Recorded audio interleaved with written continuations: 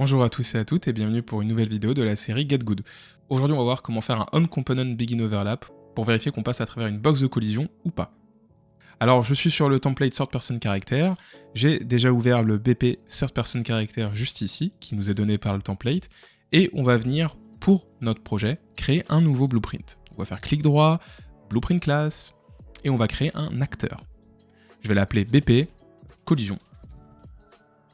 On peut rentrer à l'intérieur, on va le mettre en plein écran. Du coup là, on peut voir qu'en haut à gauche, dans ma fenêtre Component, je vais venir ajouter une box de collision, comme ceci. Donc la box de collision, elle est faite. On peut changer sa taille, donc si on la sélectionne, on peut voir dans la fenêtre Details à droite, on a le Box Extent qui nous permet de changer sa taille. Je vous recommande d'utiliser le Box Extent plutôt que le Scale. Voilà, parce que le Scale, ça va changer aussi tous ses enfants, et peut-être que des fois ça va créer des situations où vous n'aviez pas envie d'avoir la taille qui change. Mais du coup, pour la box de collision qui nous intéresse, donc toujours vous la sélectionnez, tout en bas de la fenêtre Details, vous avez les événements liés à cette box. Donc là, on peut voir que nous, par exemple, on a les événements On Component Begin Overlap, et on a également l'événement On Component End Overlap. On peut activer les deux, donc on peut cliquer sur le petit plus sur les deux. Donc on peut faire un print string, on peut venir le placer et le relier, et donc là on peut voir actuellement qu'on a plein de paramètres. Le paramètre qui va nous intéresser, c'est Other Actor. Other Actor, c'est la classe qui est rentrée dans la box de collision. On aurait pu prendre Other Comp, si par exemple il y avait un composant précis de la classe personnage, par exemple ça pourrait être vérifier qu'il a bien un mesh, ou autre chose.